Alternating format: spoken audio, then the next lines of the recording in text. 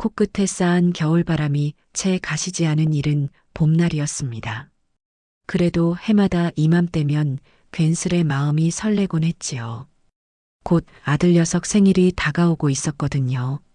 자식이라고는 외동아들 하나, 남편 일찍 여의고 오로지 그 아이 하나만 바라보며 살아온 세월이었습니다. 환갑이 코앞인 아들이지만 제 눈에는 아직도 물가에 내놓은 어린아이 같기만 합니다. 그래서일까요? 아들 생일만큼은 세상 그 어떤 잔치상 부럽지 않게 차려주고 싶은 것이 어미의 마음이었습니다. 그날도 새벽 일찍부터 부산을 떨었습니다. 전날 읍내 장에 나가 가장 실하고 좋은 놈으로 골라온 갈빗감은 밤새 핏물을 빼고 정성껏 양념에 재워두었지요. 아들이 어릴 적부터 유독 좋아했던 호박전이며 동태전도 부치고 잡채며 삼색나물도 간을 맞춰 무쳤습니다. 무엇보다 아들 녀석이 환장하는 마른 멸치볶음은 빼놓을 수 없는 메뉴였습니다. 통영 앞바다에서 잡아올린 은빛 찬란한 햇멸치를 한 상자 사다가 밤새도록 일일이 손으로 대가리와 내장을 발라냈습니다. 그 정성을 생각하면 허리가 끊어질 듯 쑤셔왔지만 맛있게 먹을 아들 얼굴을 떠올리면 고단함도 잊곤 했지요. 그렇게 한 보따리 가득 음식을 싸들고 아들네 집으로 향하는 제 발걸음은 구름 위를 걷는 듯 가볍기만 했습니다. 딩동. 초인종 소리에 문을 열어준 것은 며느리였습니다. 화사한 봄볕과는 달리 녀석의 얼굴에는 그늘이 드리워져 있는 듯 했습니다. 어머니, 오셨어요? 목소리에는 물기 하나 없이 건조했고 반가워하는 기색이라고는 찾아볼 수 없었지요. 거실로 들어서자 소파에 앉아 신문을 보던 아들이 그제야 느릿하게 일어나 저를 맞았습니다. 엄마 왔어? 뭘 이렇게 많이 해왔어? 우리도 다 못 먹는데. 아들의 말에도 살가움보다는 어딘지 모를 불편함이 묻어났습니다. 분명 무슨 일이 있는 것이리라 짐작은 같지만 애써 모른 척하며 부엌으로 향했습니다. 제가 평생을 바쳐 일군 집보다 훨씬 넓고 번쩍이는 아들네 부엌이었지만 어쩐지 그곳의 공기는 싸늘하게만 느껴졌습니다. 냉장고 문을 열고 가져온 음식들을 차곡차곡 정리하기 시작했습니다. 갈비찜이며 나물 반찬들을 넣고 마지막으로 가장 신경 써서 준비한 멸치 봉투를 들었지요. 이것만큼은 제대로 보관해야 오래도록 맛있게 먹을 수 있다는 생각에 망설임 없이 냉동실 문을 열었습니다. 그때였습니다. 등 뒤에서 얼음장같이 차가운 며느리의 목소리가 날아와 꽂힌 것은 어머니, 지금 뭐 하시는 거예요? 그 목소리에는 명백한 짜증과 경고의 의미가 담겨 있었습니다. 저는 애써 태어난 척 뒤를 돌아보며 말했지요. 응? 우리 아들 좋아하는 멸치 여기 넣어두려고. 하지만 며느리의 눈빛은 이미 이글이글 타오르고 있었습니다. 폭풍전야의 고요함이었습니다. 어머니, 그걸 왜 냉동실에 넣으세요? 며느리는 믿을 수 없다는 듯 혹은 세상에서 가장 멍청한 행동을 목격했다는 듯한 표정으로 저를 쏘아붙였습니다. 그 고함 소리에 놀라 잠시 손을 멈칫했지만 저는 곧 평정을 되찾고 부드럽게 타일렀습니다. 얘야, 멸치는 이렇게 냉동실에 보관해야 오래 두고 먹어도 맛이 변하지 않는단다. 특히 요즘처럼 날이 풀리기 시작할 때는 더 그렇고 제가 평생 살림하며 터득한 지혜였고 실제로도 그렇게 해야 멸치의 바삭함과 풍미가 오래 유지되는 법이었습니다. 하지만 며느리는 제 말을 들을 생각조차 없어 보였습니다. 오히려 제 설명이 녀석의 분노에 기름을 부은 격이 되었지요. 어머니, 정말 답답하시네요. 누가 멸치를 냉동실에 넣어요? 네. 요즘 세상에 누가 그렇게 촌스럽게 음식을 보관하냐고요. 녀석은 삿대질까지 하며 펄펄 뛰었습니다. 순간 너무 어이가 없어 말문이 막혔습니다. 아니, 그게 무슨 말이니? 멸치는 원래. 제가 다시 한번 설명하려 하자 며느리는 제 말을 단칼에 잘라버렸습니다. 어머니, 정말 멍청하세요? 멸치를 냉동실에 넣는 사람이 어디 있어요? 실온 보관이에요, 실온. 그것도 모르세요? 어휴, 진짜. 며느리는 멍청하다는 말을 아무렇지도 않게 내뱉으며 제 얼굴에 대고 면박을 주었습니다. 마치 벌레라도 보는 듯한 그 경멸 어린 눈빛에 제 얼굴이 화끈 달아올랐습니다. 분노보다 먼저 찾아온 것은 깊은 수치심이었지요. 자식벌도 안 되는 아이에게 이런 모욕을 당하다니요. 어머니가 뭘 아신다고 자꾸 제 살림에 손을 대세요? 제 주방은 제가 알아서 해요. 어머니 방식은 구닥다리라고요. 제발 좀 가만히 계세요. 녀석은 냉동실 문을 거칠게 열어젖히더니 제가 막 넣었던 멸치 봉투를 신경질적으로 꺼내 싱크대 위로 휙 던져버렸습니다. 봉투가 터지면서 잘 다듬어 놓았던 은빛 멸치들이 사방으로 우수수 쏟아져 내렸습니다. 그 모습은 마치 제 정성과 마음이 갈기갈기 찢겨 바닥에 나뒹구는 것만 같아 눈앞이 아찔해졌습니다. 제가 밤새도록 허리 아픈 것도 참고 눈 침침한 것도 견뎌가며 하나하나 손질한 그 귀한 멸치들이었습니다. 그걸 저렇게 함부로 내팽개치다니요.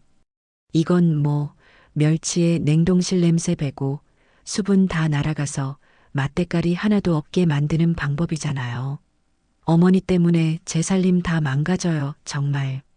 면회에는 쏟아진 멸치들을 마치 더러운 것이라도 되는 양 질색하며 오히려 모든 잘못을 제게 돌렸습니다.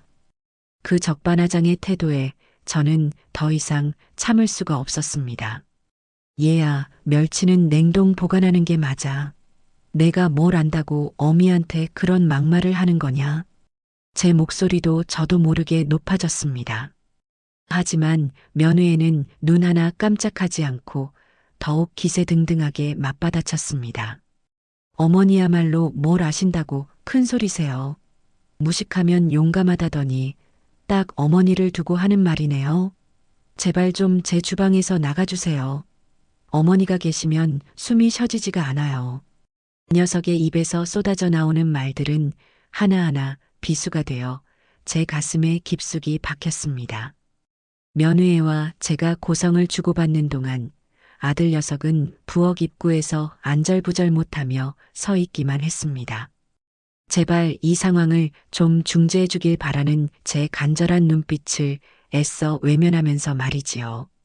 그저 여보, 그만해 엄마한테 왜 그래라는 개미소리만 한 목소리로 중얼거릴 뿐이었습니다. 며느리의 기세에 눌려 어미 편 한 번 제대로 들지 못하는 아들의 모습은 제 가슴을 더욱 미어지게 만들었습니다. 저건 내가 아는 내 아들이 아니었습니다. 당신은 가만히 있어. 이건 당신 엄마랑 나, 우리 둘의 문제야. 며느리는 아들의 소심한 만류조차 가로막으며 더욱 기고만장해졌습니다. 그리고는 제게로 시선을 돌려 최후 통첩을 하듯 말했습니다. 어머니, 더 이상은 못 참겠어요. 어머니 때문에 이 집에서 단 하루도 마음 편히 살 수가 없다고요. 제발 좀 나가주세요. 네, 당장 나가시라고요. 녀석은 거의 발악하듯 소리치며 제 등을 현관 쪽으로 떠밀기 시작했습니다. 저는 그 순간 모든 것을 포기했습니다. 더 이상 이 집에서 이 아이들과 신랑이를 버리고 싶지 않았습니다. 아니, 그럴 힘도 남아있지 않았습니다. 평생을 자식 하나만 바라보고 살아온 제 인생이 송두리째 부정당하는 기분이었습니다. 멸치 한 봉지 때문에, 그깟 냉동실 보관법 하나 때문에 이런 수모를 당해야 한다니요. 제 눈에서 뜨거운 눈물이 왈칵 쏟아졌습니다. 아들은 그저 고개를 숙인 채 아무 말도 못하고 서 있었습니다. 마치 죄인처럼요. 하지만 진짜 죄인은 따로 있는데 말입니다. 저는 며느리의 거친 손길에 밀려 현관문 밖으로 내쳐지듯 나왔습니다.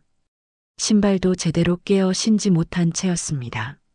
어머니, 다시는 저희 집에 찾아오지 마세요. 그 멸치도 가져가시고요. 며느리는 제가 가져왔던 멸치 봉투마저 문 밖으로 던져버렸습니다. 터진 봉투에서 쏟아진 멸치들이 차가운 복도 바닥에 어지럽게 흩날렸습니다. 제 마음처럼 말입니다. 쾅! 소리와 함께 현관문이 닫혔습니다. 저는 한동안 그 차가운 철문 앞에서 망부석처럼 서 있었습니다. 온몸의 힘이 다 빠져나가고 다리가 후들거려 주저앉을 것만 같았습니다. 평생 느껴보지 못한 깊은 절망감과 배신감이 해일처럼 밀려왔습니다. 내가 뭘 그렇게 잘못했단 말인가? 내가 왜 이런 취급을 받아야 한단 말인가? 서러움에 북받쳐 오르는 울음을 간신히 삼키며 저는 비틀거리는 걸음으로 그 집을 나섰습니다. 제 등 뒤로 싸늘하게 닫힌 현관문은 마치 아들과의 인연이 그렇게 단절되는 것을 의미하는 듯 했습니다. 그날 저는 평생을 바쳐 사랑했던 아들 집에서 그깟 멸치 한 봉지 때문에 세상에서 가장 처참한 모습으로 쫓겨나고야 만 것입니다. 가슴속에서는 이미 칼날 같은 결심이 서서히 고개를 들고 있었습니다. 이대로 끝낼 수는 없다고. 절대로. 아들네 집에서 쫓겨나다시피 돌아온 텅 빈 집은 유난히 넓고 황량하게 느껴졌습니다. 현관문을 열고 들어서는 순간 코끝을 훅 하고 덮쳐오는 냉기가 마치 시베리아 벌판 한가운데 떨어진 듯 살을 애는 듯 했지요. 불도 켜지 않은 채 저는 한동안 망연자실 현관에 우두커니 서 있었습니다. 발걸음을 옮겨 거실로 들어서자 새벽부터 부산을 떨며 만들었던 음식들이 식탁 위에 처량하게 놓여 있는 것이 보였습니다.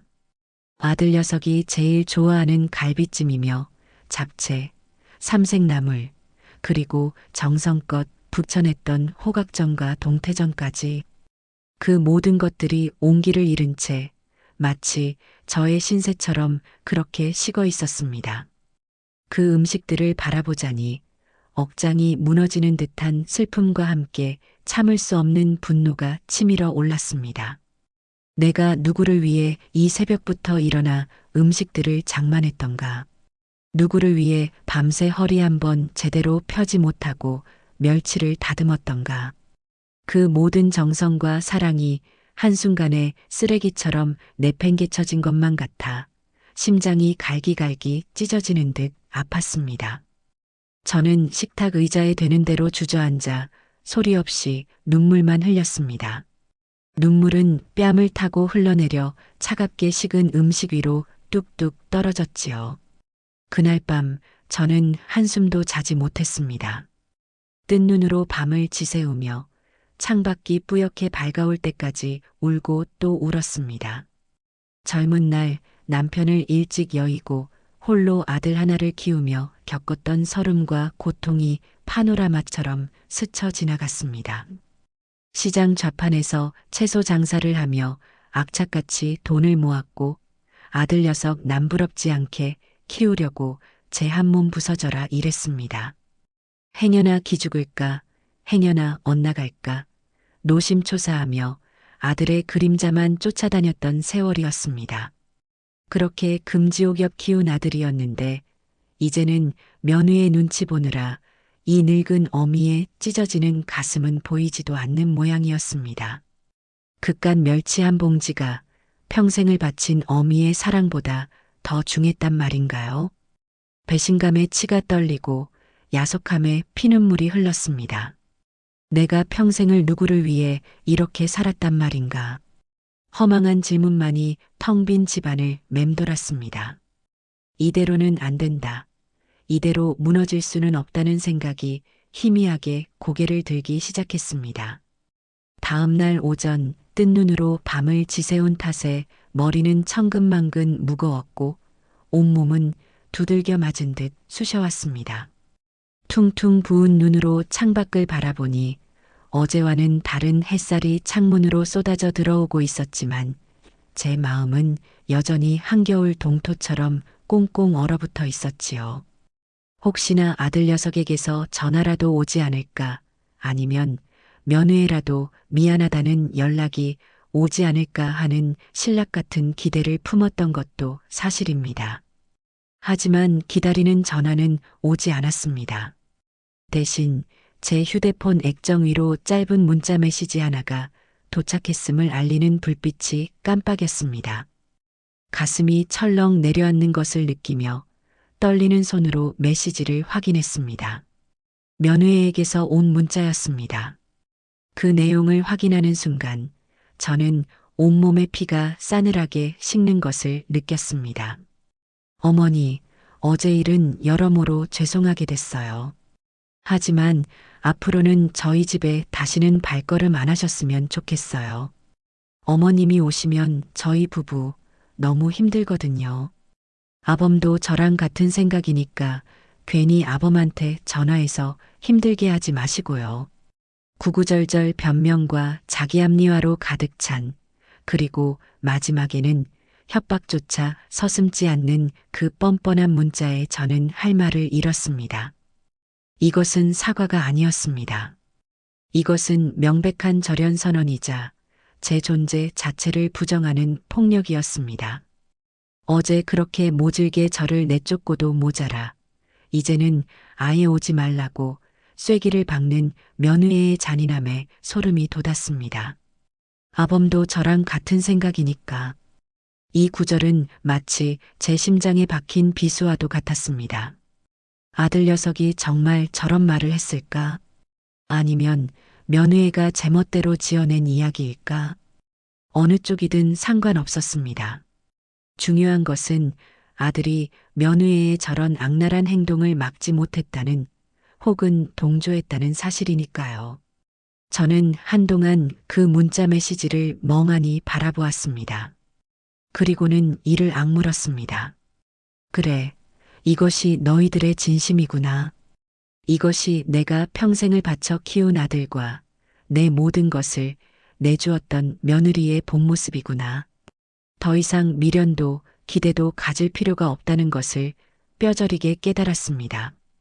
그 순간 제 마음속에서 무언가 단단하게 굳어지는 소리가 들렸습니다. 그것은 슬픔도 분노도 아니었습니다. 차갑고도 냉정한 독한 결심이었습니다. 너희들이 나를 버렸으니 나도 이제 너희를 버리리라. 그리고 너희들이 오늘 나에게 준 이 모멸감과 상처를 반드시 몇 배로 되돌려 주리라. 제 눈에서는 더 이상 눈물이 흐르지 않았습니다. 대신 시퍼런 불꽃이 타오르고 있었습니다. 며느리의 확인 사살과도 같은 문자 메시지는 제 안에 남아있던 마지막 미련의 찌꺼기마저 깨끗하게 불태워버렸습니다. 슬픔은 어느새 차가운 분노로 변해 온몸을 휘감았고 그 분노는 칼날처럼 예리한 복수심으로 이어졌지요. 그래, 이렇게 당하고만 있을 수는 없지. 내가 어떤 사람인지, 너희들이 얼마나 큰 실수를 저질렀는지 뼈저리게 느끼게 해주마. 저는 주먹을 불끈 쥐었습니다. 평생을 남에게 싫은 소리 한 번 못하고 싫어도 좋은 척, 아파도 괜찮은 척 살아왔던 저였습니다. 하지만 이제는 아니었습니다. 그들이 제 안에 숨겨져 있던 독을 깨운 것이지요. 저는 더 이상 그들의 눈치를 보는 힘없는 늙은이가 아니었습니다. 그들의 오만과 무례함에 맞서 싸울 준비가 된 강인한 투사였습니다. 가장 먼저 그들이 저를 함부로 무시하고 내쫓을 수 있었던 이유가 무엇일까 곰곰이 생각해 보았습니다. 아마도 제가 경제적으로 그들에게 의존하고 있다고, 혹은 제가 그들 없이는 살아갈 수 없는 존재라고 착각했기 때문일 겁니다. 그리고 어쩌면 제가 가진 얼마 되지 않는 재산마저도 언젠가는 자신들의 차지가 될 것이라는 계산도 깔려 있었겠지요. 어리석은 것들, 너희들의 그 오만한 착각을 처참하게 깨부숴주마. 저는 당장 내일부터 제가 해야 할 일들을 머릿속으로 정리하기 시작했습니다. 더 이상 눈물 흘리며 주저앉아 있을 시간이 없었습니다. 그들이 저에게 준 상처만큼, 아니, 그보다 더 큰 상실감과 후회를 안겨주어야 했습니다. 그것이 제가 앞으로 살아갈 이유이자 목표가 될 것이었습니다. 내 모든 것을 걸고 너희들이 오늘을 피눈물로 후회하게 만들어주겠다. 밤새도록 제 가슴 속에서 뜨겁게 타오르던 그 맹세는 차가운 새벽 공기 속에서 더욱 단단하게 굳어져 갔습니다. 이것은 단순한 분노의 표출이 아니었습니다. 제 남은 인생을 건 처절하고도 통쾌한 복수의 서막이었습니다. 저는 더 이상 과거의 나약한 피해자가 아니었습니다. 제 운명의 주인이자 그들의 오만함에 철퇴를 내릴 심판자가 될 것이라고 제 스스로에게 굳게 다짐했습니다.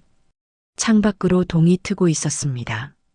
그것은 절망의 끝에서 맞이하는 새로운 시작의 빛이기도 했습니다. 날이 밝자마자 저는 마치 전쟁을 앞둔 장수처럼 비장한 마음으로 책상 앞에 앉았습니다. 그리고는 제 이름으로 된 모든 재산을 하나하나 목록으로 적어 내려가기 시작했지요. 지금 살고 있는 이 낡았지만 아늑한 아파트 한 채, 젊은 시절 남편과 함께 억척같이 모아 마련했던 시골의 작은 땅떼기, 그리고 은행에 차곡차곡 모아둔 얼마간의 예금과 적금들. 비록 대단한 분은 아닐지라도 그것들은 모두 제 젊은 날의 피와 땀, 그리고 눈물이 고스란히 담겨 있는 소중한 결과물들이었습니다. 한 줄 한 줄 적어 내려갈수록 저는 새삼 제 자신이 대견하고 자랑스러워졌습니다. 남편 없이 홀로 아들을 키우며 행여나 아쉬운 소리 들을까 싶어 허리띠를 졸라매고 살았던 지난 세월이었습니다. 남들처럼 좋은 옷 한 번 제대로 사입지 못했고 변변한 여행 한 번 가보지 못했지만 단 한 번도 제 삶을 원망하거나 누구를 탓한 적은 없었습니다. 그저 묵묵히 제 길을 걸어왔을 뿐이지요. 그래, 이 모든 것은 오롯이 나의 것이다. 내가 아니면 그 누구도 함부로 할 수 없는 나의 신성한 재산이다. 목록 작성을 마쳤을 때 제 마음속에는 묘한 자신감과 함께 뜨거운 용기가 샘솟는 것을 느꼈습니다. 이 재산들은 단순히 돈의 액수를 넘어 제가 살아온 인생의 증거이자 앞으로 살아갈 날들의 든든한 버팀목이 되어줄 것이었습니다. 그리고 동시에 아들 내외의 오만한 콧대를 꺾어버릴 수 있는 가장 강력한 무기가 될 것이라고 생각하니 어쩐지 통쾌한 기분마저 들었습니다. 그들이 저를 얕보고 무시했던 만큼 저는 이 돈으로 보란 듯이 더욱 당당하고 멋지게 살아갈 것이라고, 가리고 그들에게는 단 한 푼도 남기지 않을 것이라고 굳게 다짐했습니다. 이것이 제가 그들에게 날리는 첫 번째 반격의 신호탄이었습니다. 재산 목록 작성을 마치고 저는 곧바로 행동에 옮겼습니다. 가장 먼저 해야 할 일은 지금 살고 있는 이 아파트를 처분하는 것이었지요. 아들과의 추억이 고스란히 담겨 있는 이 집을 떠난다는 것이 쉬운 결정은 아니었지만 과거에 얽매여서는 안 된다는 생각에 과감하게 마음을 굳혔습니다. 동네 부동산 중개소에 찾아가 집을 내놓겠다고 하니 젊은 중개사는 조금 놀란 눈치였습니다.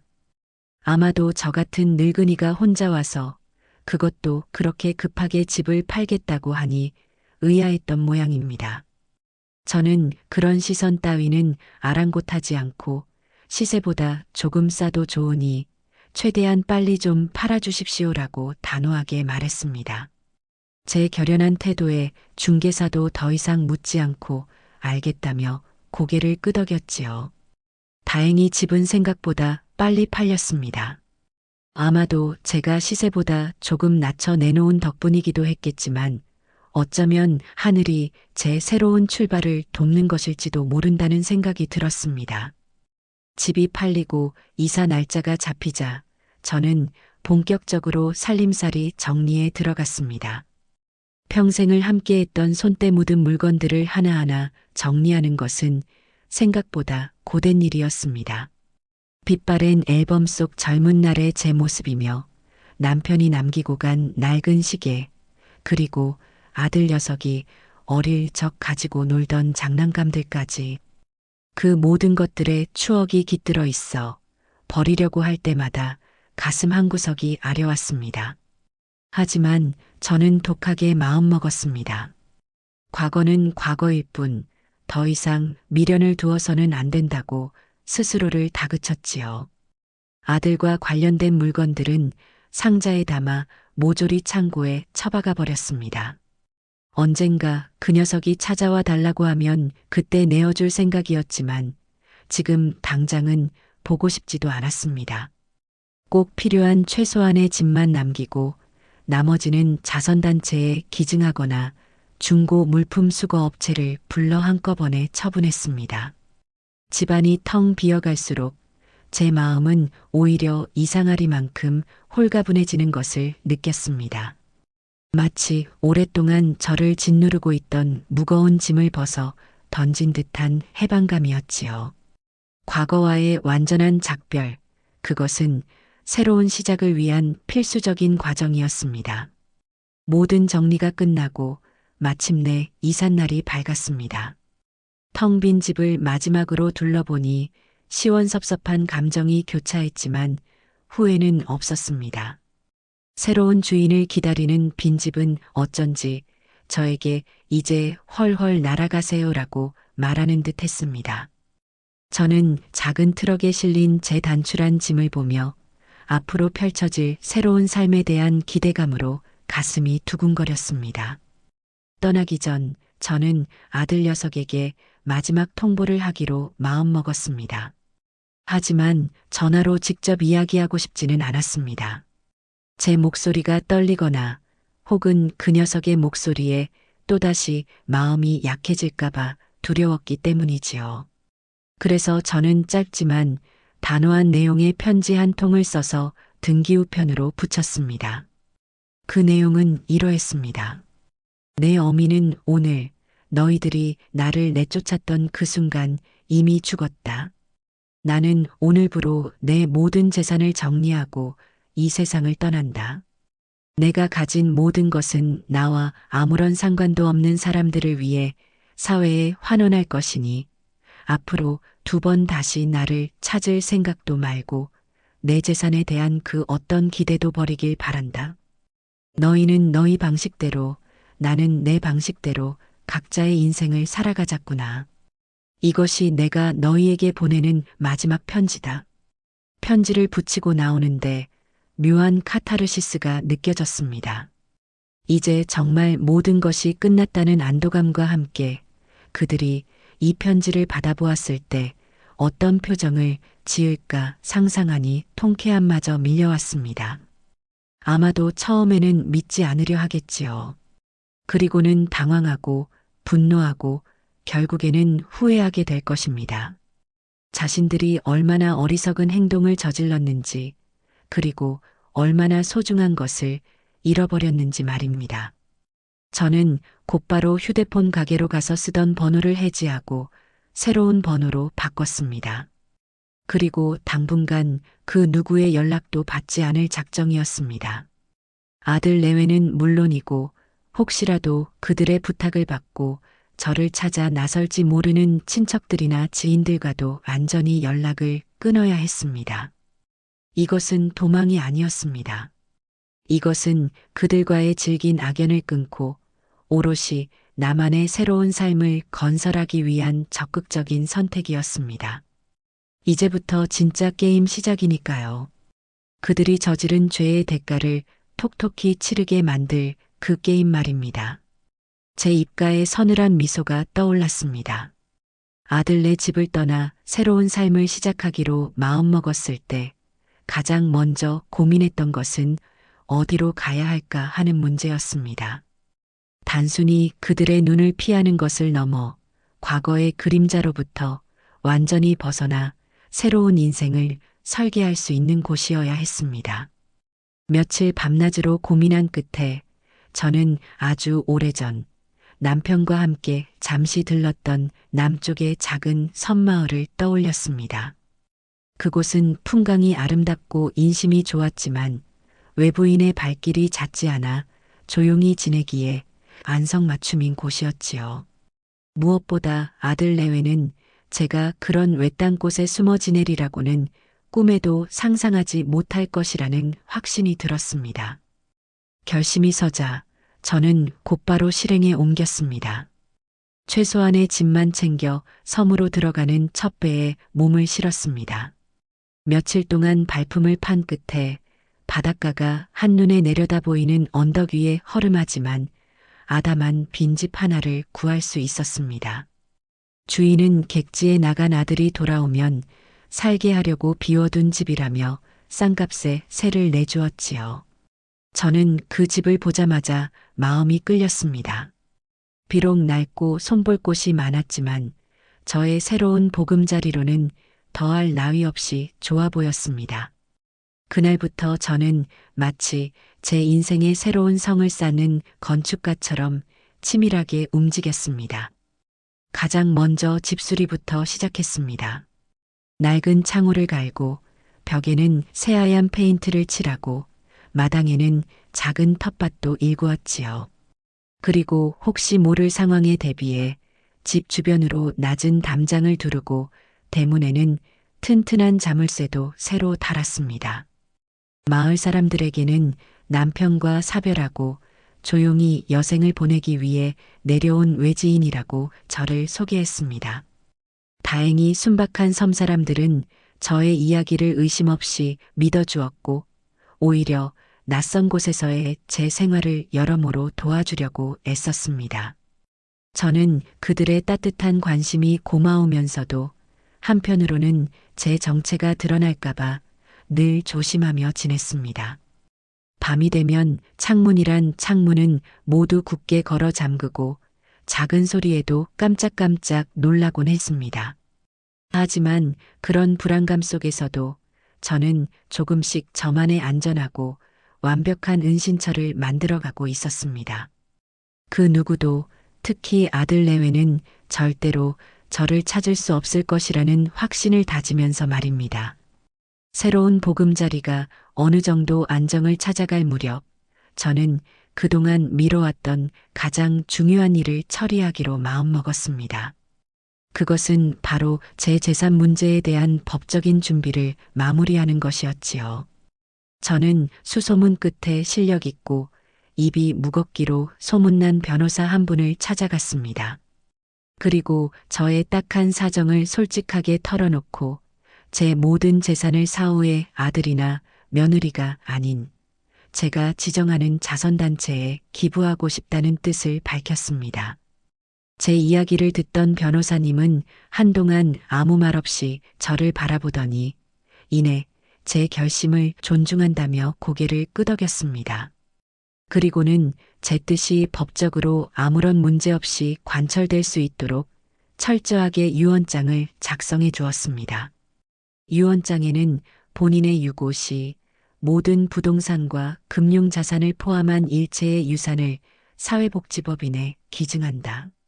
아들과 며느리에게는 단 한 푼의 유산도 상속하지 아니한다라는 내용을 명확하게 명시했습니다.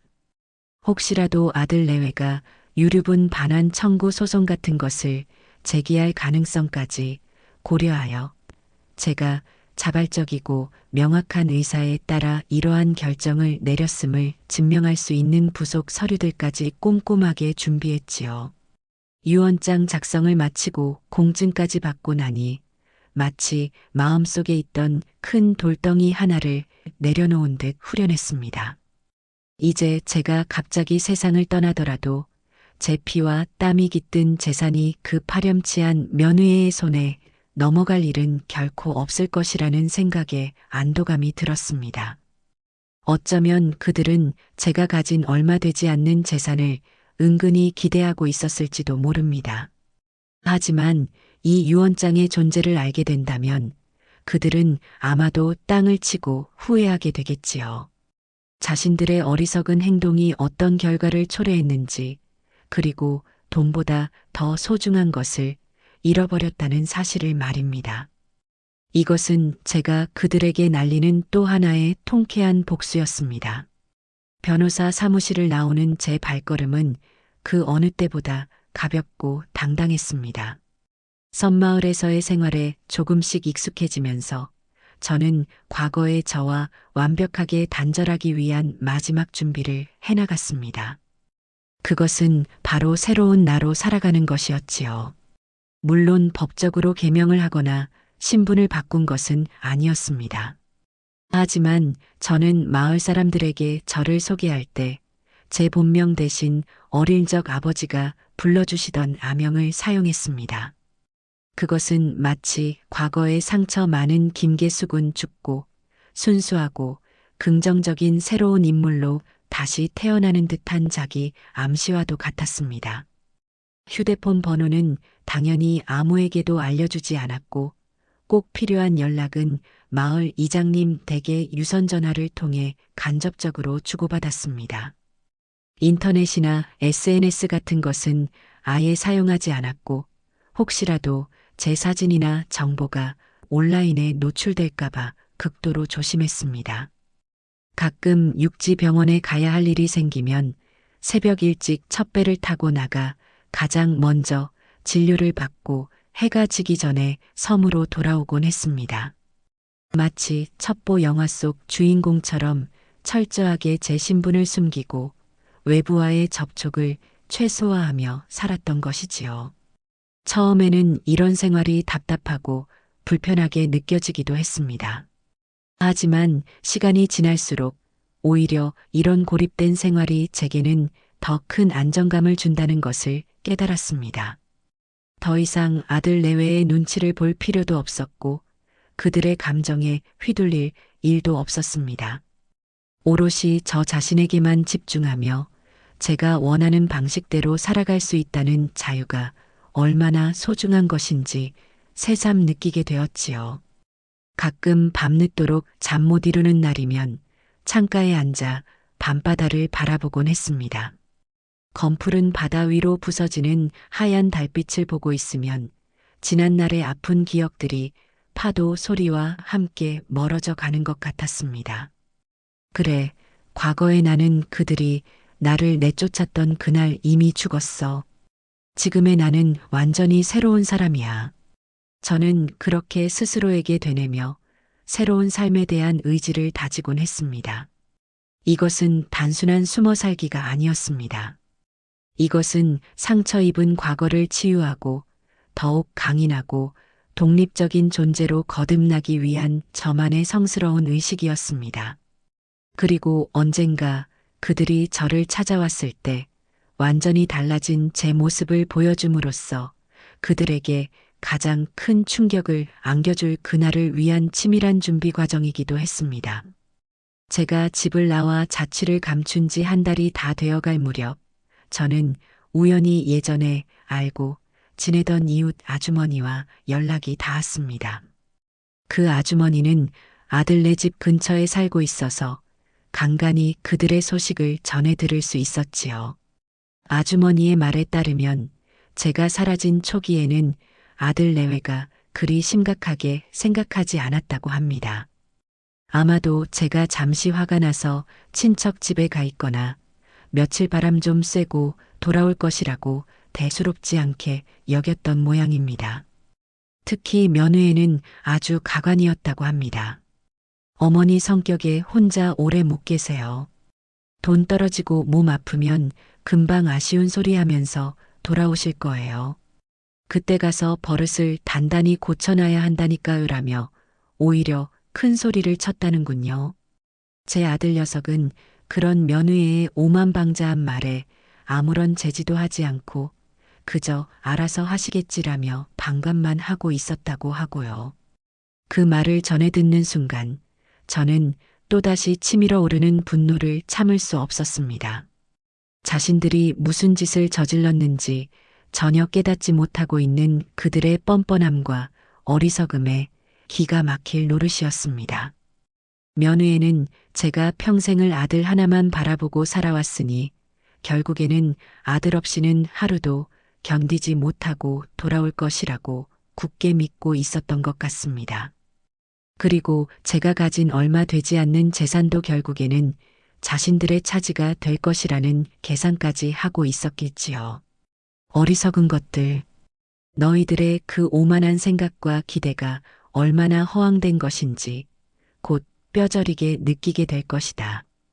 저는 속으로 칼을 갈았습니다. 그들이 저를 얕보고 무시했던 만큼 저는 더욱더 독하게 마음을 다잡고 제 길을 가야겠다고 다짐했습니다. 언젠가 그들이 제 발밑에 무릎 꿇고 용서를 비는 날이 오게 될 것이라고 저는 확신했습니다.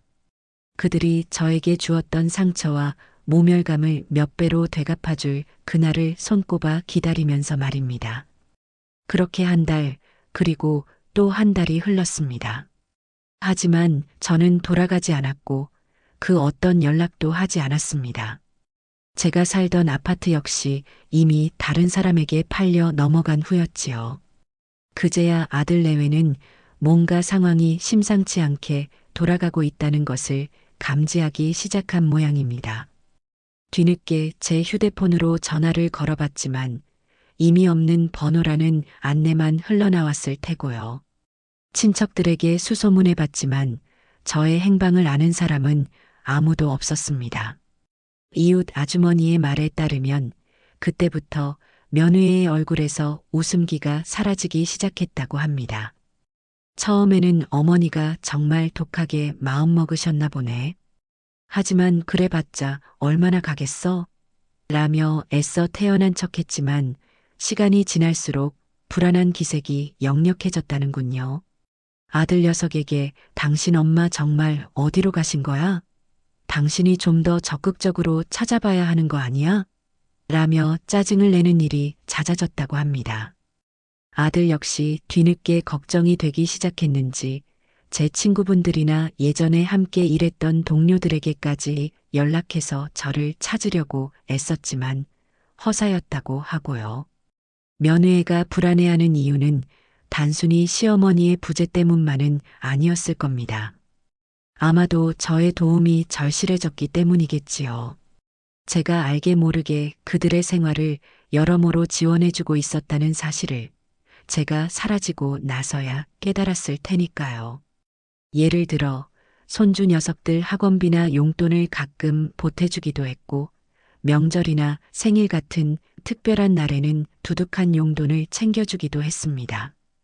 그런 것들이 하루아침에 사라져버렸으니 당장 생활이 빡빡해지는 것을 느꼈을 겁니다. 게다가 제가 가진 얼마간의 재산도 이제는 영영 자신들의 손에 들어오지 못할 수도 있다는 생각에 초조해지기 시작했을 테고요. 오만함 뒤에 숨겨져 있던 그들의 탐욕스러운 민낯이 서서히 드러나기 시작한 것입니다. 아니나 다를까 제가 사라진 지 서너 달쯤 지나자 아들네 집에는 본격적으로 경제적인 어려움이 찾아오기 시작했다고 합니다. 아들 녀석 월급만으로는 빠듯한 살림이었는데 그나마 제가 가끔씩 보태주던 돈이 큰 도움이 되었던 모양입니다. 하지만 이제는 그런 지원이 완전히 끊겨버렸으니 당장 카드값을 막는 것부터 시작해서 아이들 학원비까지 걱정해야 할 처지가 되었다고 하더군요. 특히 씀씀이가 해펐던 며느에는 더욱 힘들어했다고 합니다. 친구들과 만나 브런치를 즐기거나 백화점에서 쇼핑하는 것을 낙으로 삼던 녀석이었는데 이제는 그런 사치는커녕 생활비 걱정부터 해야 했으니까요. 참다 못한 며느애가 아들에게 당신 월급으로는 도저히 생활이 안 돼. 어머니한테 어떻게든 연락해서 도움이라도 받아야 하는 거 아니야? 라고 바가지를 긁기 시작했고 그 때문에 부부싸움도 잦아졌다고 합니다. 이웃 아주머니는 저에게 그 소식을 전하며 혀를 끌끌 찼습니다. 그러게 누가 시어머니를 그렇게 박대하래? 복달아나는 줄도 모르고 말이야. 이제 와서 후회하면 뭘 하겠노? 아주머니의 말은 제게는 그 어떤 위로보다 더 큰 힘이 되었습니다. 저는 그들이 저지른 잘못의 대가를 톡톡히 치르고 있다는 사실에 솔직히 말해서 고소한 마음까지 들었습니다. 물론 아들 녀석이 힘들어한다는 말에는 가슴 한구석이 아려왔지만 그 또한 자업자득이라고 생각했습니다. 그가 조금 더 현명하고 강단 있는 남편이자 아들이었다면 이런 비극은 일어나지 않았을 테니까요. 이제 시작일 뿐이다. 너희들은 앞으로 더 큰 어려움과 후회 속에서 살아가게 될 것이다. 저는 차가운 미소를 지으며 그들의 불행을 통해 오히려 제 결심을 더욱 굳건히 다졌습니다. 그들이 저에게 주었던 상처와 모멸감을 생각하면 이 정도의 고통은 아무것도 아니라고 생각했습니다. 저는 더욱더 철저하게 제 자신을 숨기고 그들이 저를 절실하게 필요로 할 때까지, 그리고 그들이 자신들의 잘못을 뼈저리게 뉘우칠 때까지 기다릴 작정이었습니다. 그때가 되면 저는 아마도 지금보다 훨씬 더 멋지고 당당한 모습으로 그들 앞에 나타나 가장 통쾌한 복수를 선사하게 될 것이라고 저는 믿어 의심치 않았습니다. 제 새로운 인생은 이제 막 그 서막을 올리고 있었으니까요. 시간은 쏜살같이 흘러 제가 그 외딴 섬마을에 정착한 지도 어느덧 1년이 훌쩍 넘어가고 있었습니다. 처음 몇 달간은 혹시라도 아들 내외가 저를 찾아내지 않을까 하는 불안감에 밤잠을 설치기도 했지만 시간이 약이라는 말처럼 섬마을의 평화로운 일상에 익숙해지면서 제 마음도 차츰 안정을 찾아갔습니다. 그동안 저는 과거의 상처를 곱씹으며 슬픔에 잠겨 있기보다는 오롯이 저 자신을 위해 살기로 마음먹고 새로운 도전을 시작했지요. 가장 먼저 시작한 것은 제 몸과 마음을 가꾸는 일이었습니다. 평생을 자식과 남편 뒷바라지만 하느라 제 자신을 돌볼 겨를이 없었던 지난 날들에 대한 보상이라도 하듯이 말입니다. 매일 아침 일찍 일어나 바닷가를 따라 산책을 하고 오후에는 마을 부녀회에서 운영하는 요가 교실에 나가 몸을 풀었습니다. 처음에는 뻣뻣하기 그지없던 몸이 조금씩 유연해지는 것을 느끼면서 제 마음 또한 말랑말랑하게 풀어지는 것 같았습니다. 식사도 예전처럼 대충 끼니를 때우는 것이 아니라 직접 텃밭에서 가꾼 신선한 채소와 섬에서 나는 해산물로 건강 식단을 차려 먹었습니다. 그렇게 몇 달을 꾸준히 관리하니 푸석했던 피부에는 윤기가 돌기 시작했고 늘 무겁기만 했던 몸은 한결 가벼워졌습니다. 예전에 입던 옷들은 헐렁해져서 더 이상 맞지 않게 되었지요. 어느 날 큰맘 먹고 읍내에 나가 제게 어울리는 새 옷들을 몇 벌 샀습니다. 화사한 꽃무늬가 그려진 블라우스와 편안하지만 멋스러운 바지, 그리고 예쁜 스카프까지. 젊은 시절에는 꿈도 꾸지 못했던 옷들이었지만 지금의 저에게는 이상하게도 잘 어울리는 듯 했습니다. 미장원에 들러 까맣게 올라온 흰머리도 세련된 갈색으로 염색하고 단정하게 커트도 했습니다. 거울 속에 비친 제 모습은 제가 보기에도 낯설 정도로 생기 넘치고 활기차 보였습니다. 더 이상 초라하고 그늘진 늙은 어미의 모습이 아니었습니다. 그곳에는 자신감 넘치는 눈빛과 은은한 미소를 머금은 한결 젊어진 여인이 서 있었지요. 그래, 이게 바로 진짜 내 모습이야. 그동안 내가 나를 너무 돌보지 않고 살았구나. 저는 새삼 깨달았습니다. 외적인 변화는 내적인 자신감으로 이어졌고 저는 더욱 적극적으로 새로운 것들을 배우고 도전하기 시작했습니다. 제가 두 번째로 시작한 도전은 바로 배움이었습니다. 젊은 시절 어려운 가정 형편 때문에 배우고 싶었던 것들을 마음껏 배우지 못했던 한을 풀기라도 하듯이 말입니다. 섬마을 작은 도서관에서 운영하는 컴퓨터 기초반에 등록하여 컴맹 탈출에 나섰습니다. 처음에는 독수리 타법으로 자판 하나 치는 것도 버벅거렸지만 젊은 강사님의 친절한 설명과 제 나름의 노력 덕분에 얼마 지나지 않아 인터넷 검색은 물론이고 간단한 문서 작업까지 할 수 있게 되었습니다. 그리고 가장 큰 수확은 바로 스마트폰 활용법을 제대로 익힌 것이었지요. 예전에는 전화나 문자 주고받는 용도로만 사용했던 스마트폰이 알고 보니 정말 무궁무진한 세상을 담고 있는 요술 상자였습니다. 저는 스마트폰으로 사진 찍는 법, 동영상 편집하는 법을 배워 제가 사는 섬마을의 아름다운 풍경과 저의 소소한 일상들을 기록하기 시작했습니다. 그리고 용기를 내어 섬마을 할머니의 유쾌한 인생 이막이라는 제목으로 개인 SNS 계정도 만들었지요. 처음에는 아무도 봐주지 않는 그곳에 혼자 일기를 쓰듯 글을 올렸지만 어느덧 제 이야기에 공감하고 응원해주는 사람들이 하나둘 늘어나기 시작했습니다. 댓글을 통해 그들과 소통하는 것은 제게 또 다른 즐거움이자 활력소가 되었습니다. 그러던 어느 날 정말 생각지도 못한 기회가 찾아왔습니다. 지역 신문사에서 제 SNS를 보고 연락을 해온 것이었습니다. 귀농귀촌 성공 사례는 아니지만 도시 생활을 정리하고 섬에 들어와 제2의 인생을 멋지게 살고 있는 제 이야기가 독자들에게 잔잔한 감동과 용기를 줄 수 있을 것 같다며 인터뷰를 요청해 왔습니다. 저는 처음에는 망설였지만 제 이야기가 누군가에게 작은 희망이라도 줄 수 있다면 좋겠다는 생각에 인터뷰에 응했습니다. 며칠 후 신문 한쪽 면에 제 사진과 함께 칠순 할머니의 유쾌한 섬 생활 도전기라는 제목의 기사가 실렸습니다. 기사가 나가자 정말 많은 사람들이 제 SNS를 찾아와 응원의 메시지를 남겨주었고 심지어 제가 사는 섬마을로 저를 만나러 오고 싶다는 사람들까지 생겨났습니다. 저는 갑작스러운 관심이 어리둥절하면서도 한편으로는 가슴 벅찬 감동을 느꼈습니다. 나 같은 평범한 늙은이의 삶도 누군가에게는 특별한 이야기가 될 수 있구나. 그때 저는 깨달았습니다. 인생은 나이가 들어도 끝나는 것이 아니라 언제든 새롭게 시작될 수 있다는 것을요. 그렇게 저의 소소하지만 특별한 섬생활 이야기가 조금씩 세상에 알려지기 시작할 무렵 이웃 아주머니를 통해 아들 내외의 소식을 다시 전해 듣게 되었습니다.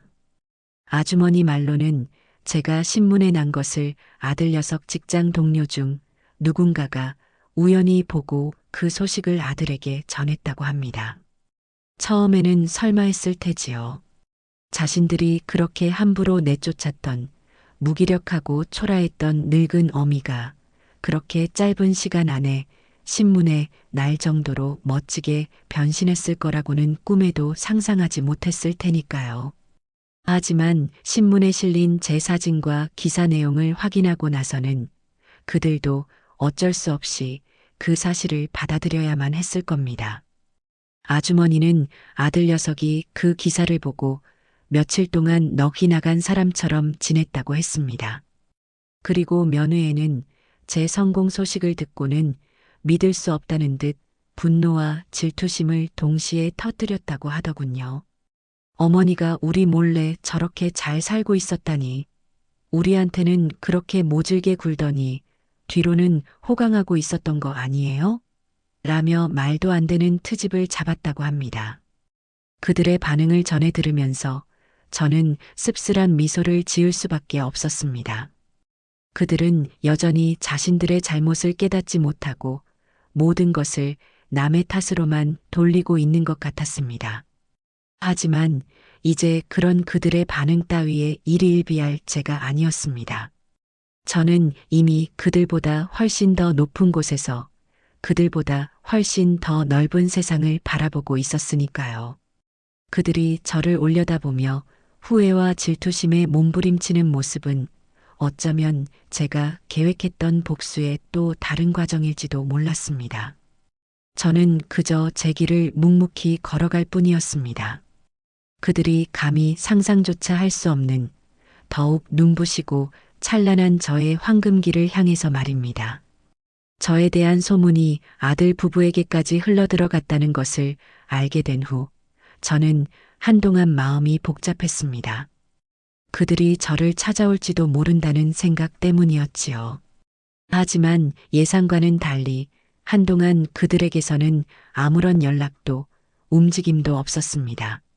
아마도 너무나 달라진 제 모습과 성공적인 근황에 충격을 받아 어떻게 해야 할지 갈피를 잡지 못하고 있는 것일지도 몰랐습니다. 혹은 여전히 그들의 오만한 생각에서 벗어나지 못하고 제가 먼저 연락해 오기를 기다리고 있는 것일 수도 있었지요. 어느 쪽이든 저는 그들의 반응에 연연하지 않고 제 일상을 꿋꿋하게 이어갔습니다. 섬마을에서의 제 삶은 하루가 다르게 풍요로워지고 있었으니까요. SNS를 통해 알게 된 사람들과 좋은 인연을 맺기도 하고 지역사회에서 주관하는 봉사활동에도 적극적으로 참여하며 보람을 느꼈습니다. 제가 직접 재배한 농산물이나 바다에서 잡은 해산물을 가지고 새로운 요리를 개발하여 SNS에 올리면 많은 사람들이 레시피를 공유해달라고 요청하기도 했습니다. 그렇게 소소한 성취감들이 쌓여가면서 저는 과거의 아픔을 완전히 잊고 현재의 행복에 집중할 수 있게 되었습니다. 그러던 어느 날 이웃 아주머니로부터 다급한 연락을 받았습니다. 아들 녀석이 아주머니에게 제 연락처를 알려달라고 거의 매일같이 찾아와서 조르고 있다는 것이었습니다. 아주머니는 저와의 의리를 지키기 위해 끝까지 모른다고 버텼지만 아들의 절박한 모습에 마음이 약해지는 것 같다고 했습니다. 아무래도 자네 아들이 뭔가 단단히 잘못된 것 같아. 얼굴이 반쪽이 되었고 눈에는 핏발이 잔뜩 서 있더군. 혹시 자네한테 무슨 급한 용무라도 있는 게 아닐까? 아주머니의 걱정스러운 목소리를 들으니 제 마음도 편치만은 않았습니다. 하지만 그렇다고 해서 섣불리 아들과 연락을 취하고 싶지는 않았습니다. 아직은 때가 아니라고 생각했기 때문이지요. 저는 아주머니에게 신경 써주셔서 고맙지만 저는 괜찮으니 걱정 마세요. 그리고 당분간은 제 소식을 그 아이에게 전하지 말아주셨으면 좋겠어요 라고 정중하게 부탁드렸습니다. 아주머니는 제 단호한 태도에 조금 놀란 듯 했지만 이내 제 뜻을 이해한다는 듯 알겠다고 대답해 주었습니다. 그 후로 며칠 동안 저는 아들이 왜 그렇게 저를 애타게 찾으려고 하는지 곰곰이 생각해 보았습니다. 단순한 그리움 때문일까요? 아니면 뒤늦게나마 자신들의 잘못을 뉘우치고 용서를 구하고 싶은 것일까요? 그것도 아니면 여전히 저를 자신들의 필요에 의해 이용하려는 속셈일까요? 여러 가지 가능성들이 머릿속을 어지럽혔지만 섣불리 단정 지을 수는 없었습니다. 다만 한 가지 확실한 것은 그들이 지금 매우 절박한 상황에 놓여 있다는 것이었습니다. 그리고 그 절박함의 원인이 무엇이든 간에 그것은 분명 저와 무관하지 않을 것이라는 예감이 들었습니다. 어쩌면 이것이 제가 그토록 기다려왔던 순간의 시작일지도 모른다는 생각에 제 심장은 묘한 긴장감으로 두근거리기 시작했습니다. 아니나 다를까 며칠 지나지 않아 저는 뜻밖의 경로를 통해 아들 내외의 충격적인 근황을 알게 되었습니다. 제가 구독하던 지역 신문 한 구석에 실린 작은 사회면 기사 때문이었습니다. 기사의 내용은 이러했습니다. 최근 사업 실패와 과도한 채무로 인해 경제적 어려움을 겪던 40대 부부가 사기 혐의로 피소되어 경찰 조사를 받고 있는 것으로 알려졌다. 이들은 주변 사람들에게 높은 수익을 보장한다며 투자금을 받아 가로챈 혐의를 받고 있으며 피해액은 수억 원에 달하는 것으로 추정된다. 기사에는 부부의 이름이 이니셜로 처리되어 있었지만 나이와 거주 지역 그리고 최근 사업 실패라는 정황으로 미루어 보아 저는 직감적으로 그들이 아들 내외라는 것을 알 수 있었습니다.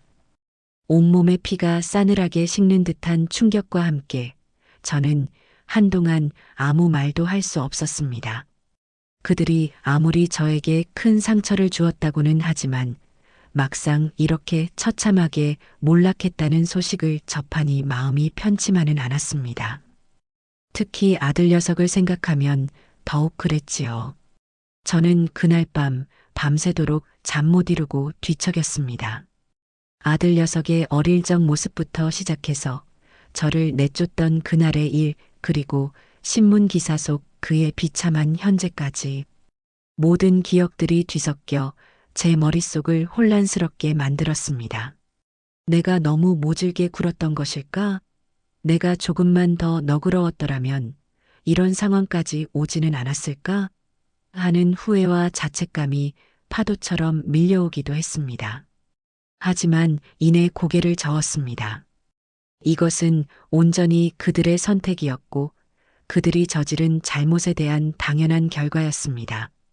제가 그들을 용서하고 다시 받아준다고 해도 그들의 탐욕과 어리석음은 결코 변하지 않을 것이라는 것을 저는 이미 너무나 잘 알고 있었습니다. 다음 날 아침 저는 평소보다 일찍 잠에서 깨어났습니다. 밤새도록 고민했지만 제 결론은 변하지 않았습니다. 저는 그들의 일에 개입하지 않을 것이며 그 어떤 도움도 주지 않을 것이라고요. 그것이 제가 그들에게 내릴 수 있는 가장 큰 벌이자 동시에 제가 제 자신을 지킬 수 있는 유일한 방법이라고 생각했습니다. 다만 한 가지 궁금한 것은 있었습니다. 그들이 이 절박한 상황에서 저를 찾아내려고 혈안이 되어 있을 텐데 과연 어떤 방법으로 저를 찾아낼 것인가 하는 것이었지요. 그리고 만약 정말로 저를 찾아낸다면 그때 저는 그들에게 어떤 모습을 보여주어야 할까? 저는 차분하게 마음을 가다듬고 그들과의 피할 수 없는 만남을 준비하기 시작했습니다. 그 만남이 어떤 형태로 이루어지든 저는 더 이상 과거의 나약한 피해자가 아니라 제 운명의 당당한 주역으로서 그들을 맞이할 것이라고 다짐하면서 말입니다. 제 손에는 이미 그들을 제압할 수 있는 강력한 무기들이 들려 있었으니까요. 그것은 바로 진실의 힘과 누구보다 당당하고 행복하게 살아가고 있는 저 자신의 모습이었습니다. 아들 내외가 사기 혐의로 경찰 조사를 받고 있다는 충격적인 소식을 접한 후 저는 며칠 동안 깊은 생각에 잠겼습니다. 그들이 저를 찾아올 것이라는 예감은 점점 더 강해졌고 저는 그 만남을 어떻게 맞이해야 할지 신중하게 고민했습니다. 그러던 중 섬마을 이장님께서 조심스럽게 저를 찾아오셨습니다. 며칠 전부터 낯선 외지인 몇몇이 제 사진을 들고 다니며 저의 행방을 묻고 다닌다는 것이었습니다. 그들의 인상착의나 말투로 보아 아무래도 흥신소 사람들 같다고 이장님은 덧붙이셨지요. 올 것이 왔구나 직감했습니다. 아들 내외가 결국에는 이런 방법까지 동원해서 저를 찾아내려고 하는 모양이었습니다. 저는 이장님께 걱정을 끼쳐드려 죄송하다고 말씀드리고 혹시 그들이 다시 찾아오면 제가 잠시 육지에 볼일 보러 갔다고 둘러대 달라고 부탁드렸습니다. 당장 그들과 마주치고 싶지는 않았기 때문입니다.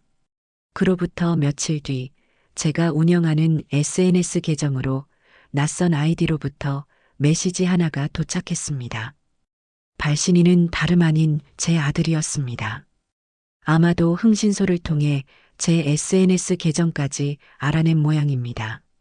메시지의 내용은 처절하리만큼 절박했습니다. 어머니, 제발 저희 좀 살려주세요. 저희가 정말 죽을 죄를 지었습니다. 하지만 어머니 없이는 저희가 살아갈 방법이 없습니다. 제발 한 번만 만나주세요. 어머니가 계신 곳으로 저희가 찾아뵙겠습니다. 구구절절한 사죄와 애원으로 가득 찬 메시지를 읽으면서 저는 망감이 교차했습니다. 그토록 오만하고 당당했던 아들의 처절한 몰락을 확인하는 순간이었으니까요. 하지만 동시에 그의 메시지 어디에도 진심 어린 반성이나 뉘우침은 찾아보기 어려웠습니다. 그저 자신들의 위태로운 상황을 모면하기 위한 수단으로 저를 이용하려는 속셈만이 뻔히 들여다보일 뿐이었습니다. 저는 한동안 답장을 하지 않았습니다. 그들의 애를 태우고 그들의 절박함을 더욱 극대화시키고 싶었기 때문이지요. 며칠 후 저는 아들에게 짧은 답장을 보냈습니다. 내가 왜 너희를 만나야 하는지 모르겠구나. 너희는 이미 나를 버리지 않았더냐.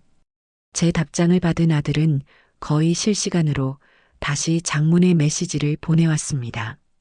그 내용은 이전보다 더욱 절절했고 며느리까지 합세하여 저의 동정심에 호소하는 듯 했습니다.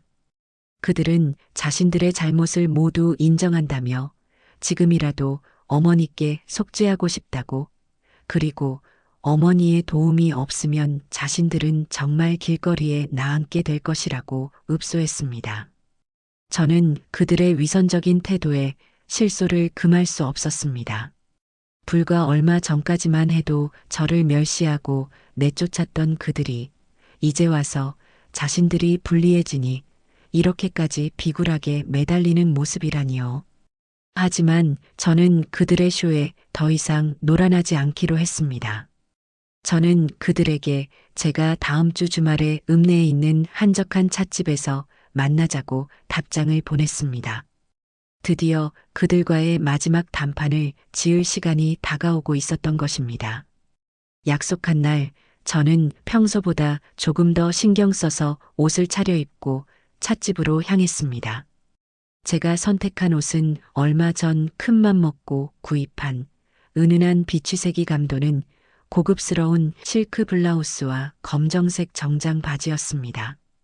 화장도 너무 과하지 않게, 하지만 제 기품을 드러낼 수 있도록 정성껏 했지요.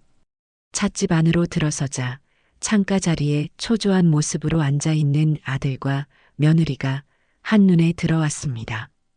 몇 년 만에 마주하는 그들의 모습은 제가 기억하던 것보다 훨씬 더 초췌하고 궁색해 보였습니다.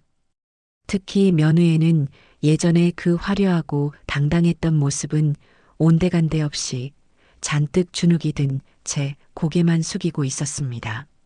저를 발견한 아들이 자리에서 벌떡 일어나 제게 다가왔습니다.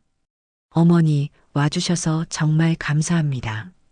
그의 목소리는 잔뜩 쉬어 있었고 눈가는 붉게 충혈되어 있었습니다. 저는 아무 말 없이 그들이 앉아 있는 테이블로 다가가 맞은편 의자에 앉았습니다. 그리고는 평소 제가 즐겨 마시는 따뜻한 국화차를 주문했지요. 어색한 침묵이 잠시 흘렀습니다. 먼저 침묵을 깬 것은 며느리였습니다. 그녀는 자리에서 일어나 제 앞에 무릎을 꿇으려고 했습니다. 어머니, 저희가 정말 죽을 죄를 지었습니다. 부디 저희의 무례와 어리석음을 용서해 주십시오. 눈물을 글썽이며 말하는 그녀의 모습은 일견 안쓰러워 보이기도 했지만 저는 그 눈물에서 조금의 진정성도 느낄 수 없었습니다. 그것은 마치 잘 짜인 연극의 한 장면처럼 느껴질 뿐이었지요. 저는 차갑게 말했습니다. 일어나거라. 내 눈물 따위로 내 마음을 움직일 수 있을 거라고 생각했다면 큰 착각이다.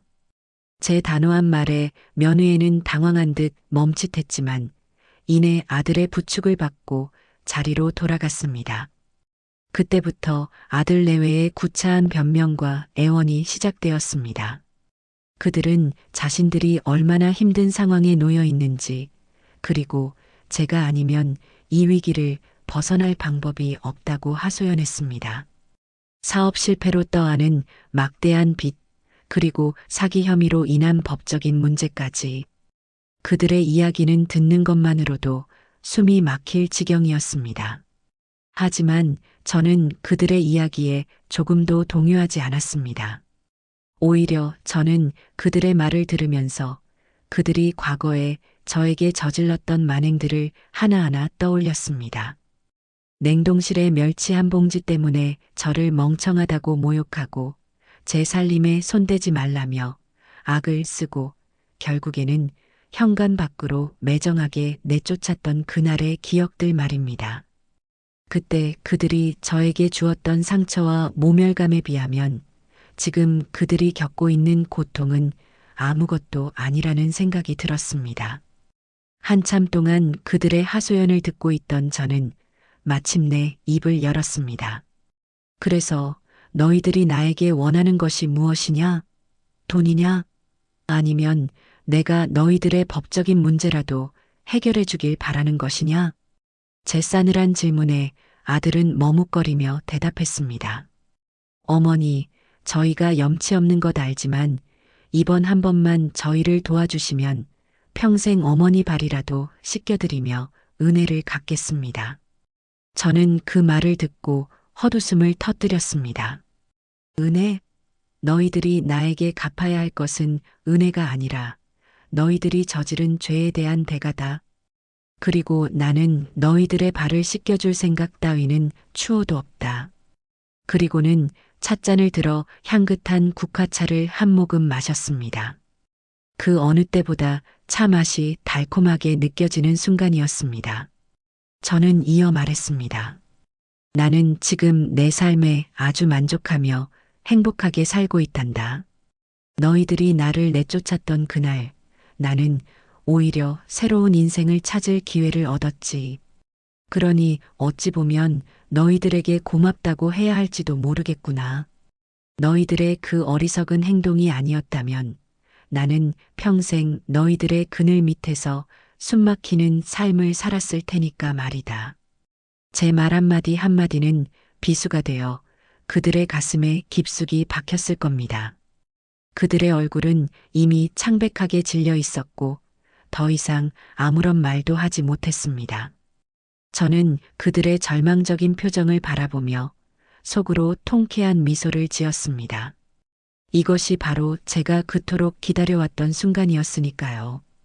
제가 싸늘하지만 품위 있게 거절 의사를 밝히자 아들 내외는 더 이상 아무런 말도 잊지 못하고 망연자실한 표정으로 저를 바라보기만 했습니다.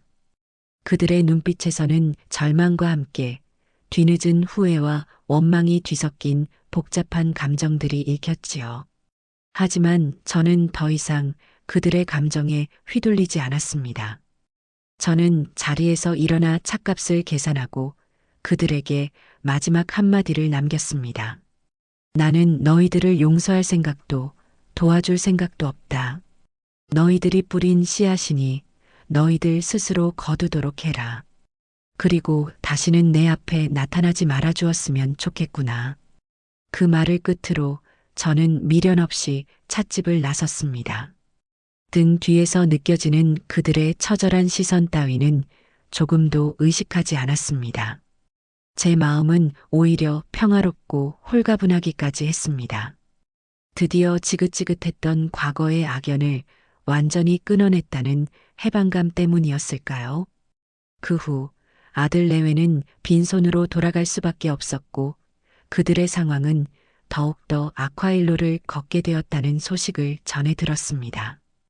결국 사기 혐의로 기소되어 재판을 받게 되었고 아들은 실형을 선고받아 교도소에 수감되었다고 합니다. 며느에는 막대한 빚을 떠안은 채 홀로 남아 예전에 살던 좋은 아파트는 물론이고 가지고 있던 갓나가는 물건들까지 모두 처분해야만 했다고 하더군요. 한때는 명품으로 치장하고 고급 레스토랑을 드나들던 그녀가 이제는 허름한 월세방에서 하루하루를 힘겹게 살아가고 있다는 이야기를 들었을 때 저는 일말의 동정심도 느껴지지 않았습니다. 그 모든 것은 그녀 스스로 자초한 일이었으니까요. 만약 그녀가 조금이라도 겸손하고 현명했더라면 그리고 시어머니인 저에게 인간적인 존중을 보였더라면 결코 이런 비참한 결말을 맞이하지는 않았을 것입니다. 그들의 추락은 너무나 당연한 귀결이었습니다. 그리고 얼마 지나지 않아 멸치 한 봉지의 교훈이라는 이야기가 아름아름 사람들 사이에 퍼지기 시작했습니다. 아마도 이웃 아주머니나 혹은 아들네 사정을 아는 누군가가 저와 아들내외 사이에 있었던 일을 이야기한 모양입니다. 그 이야기의 내용은 조금씩 각색되기는 했지만 핵심은 사소한 멸치 한 봉지 때문에 시어머니를 박대한 며느리가 결국에는 천벌을 받아 몰락하고 쫓겨난 시어머니는 오히려 전화위복이 되어 보란 듯이 성공했다는 것이었습니다. 사람들은 그 이야기를 들으며 혀를 끌끌 차기도 하고 저의 통쾌한 반격에 박수를 보내기도 했습니다.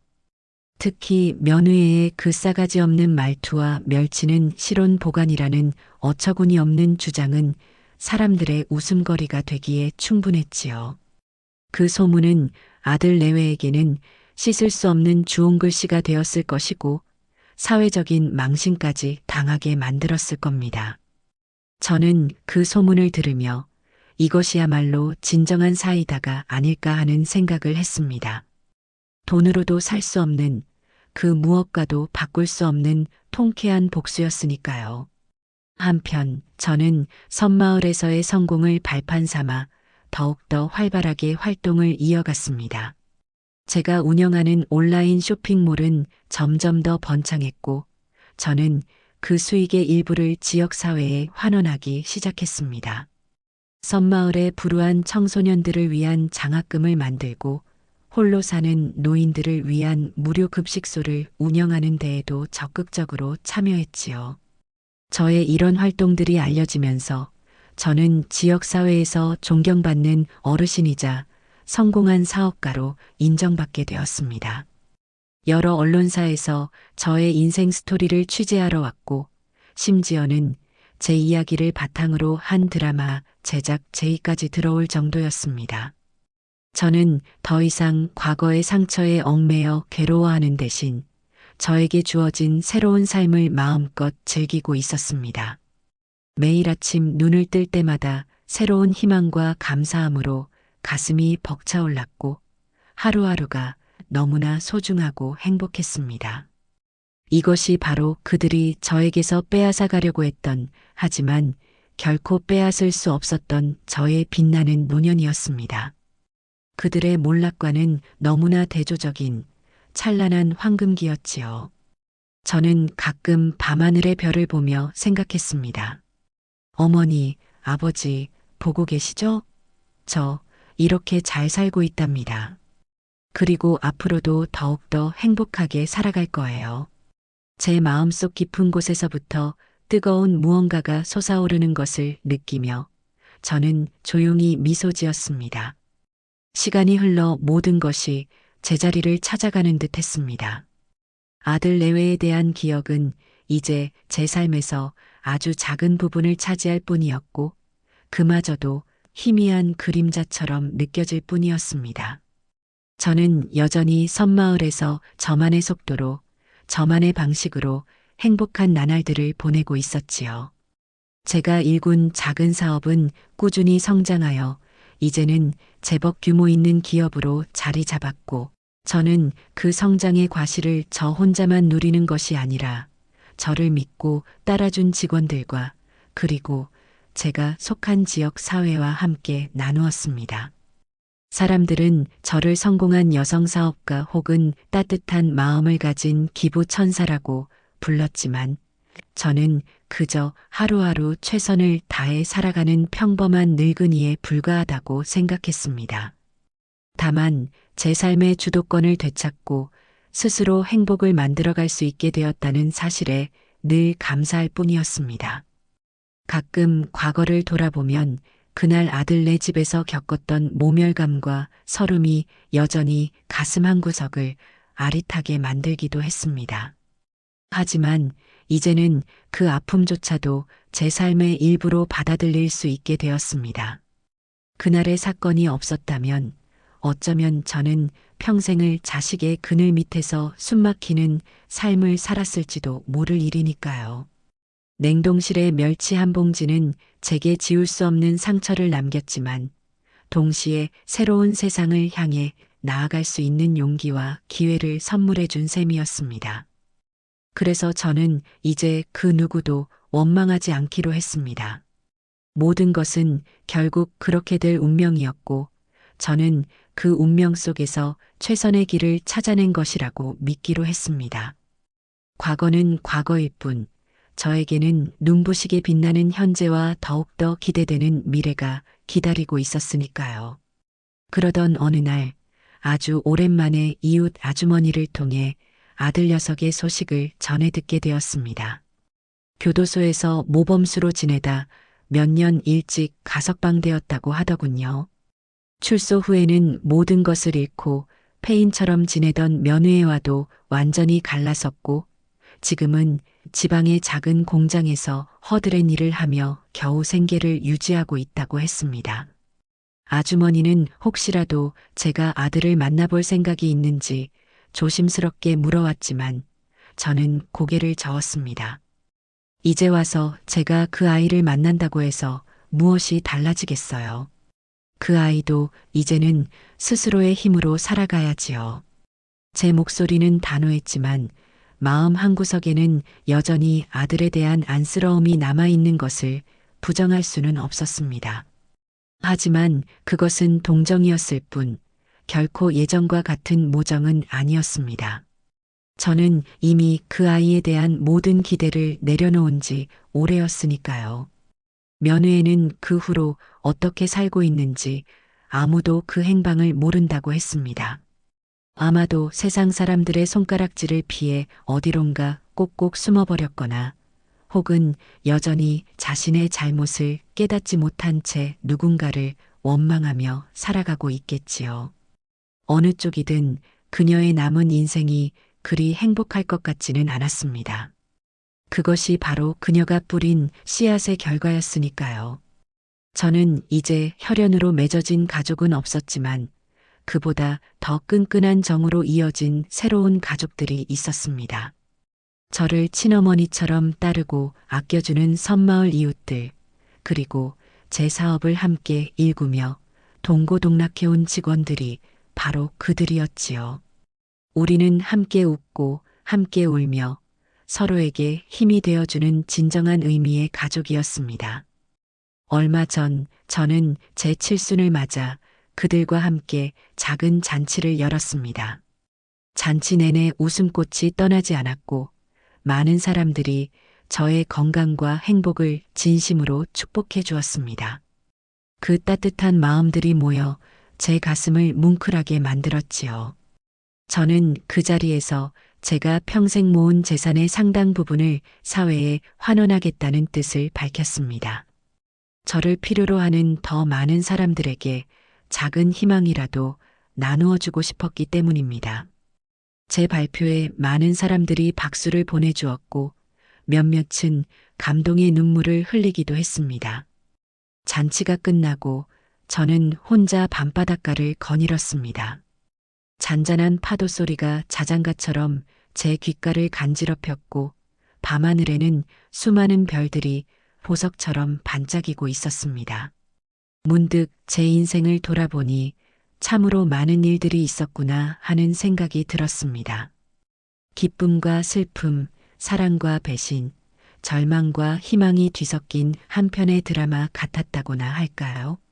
하지만 그 모든 순간들이 있었기에 지금의 제가 있을 수 있었다는 생각에 저는 지나간 모든 시간에 감사하는 마음을 가졌습니다. 그리고 앞으로 저에게 주어진 시간이 얼마가 될지는 모르지만 남은 하루하루를 더욱더 소중하고 의미 있게 살아가리라고 다짐했습니다. 제 곁을 지켜주는 사랑하는 사람들과 함께 이 아름다운 세상 속에서 말입니다. 저 멀리 수평선 위로 붉은 해가 떠오르고 있었습니다. 그것은 제 인생의 황혼을 아름답게 물들이는 노을인 동시에 또 다른 새로운 시작을 알리는 찬란한 여명이기도 했습니다. 저는 그 눈부신 빛을 향해 힘차게 걸어나가고 있습니다.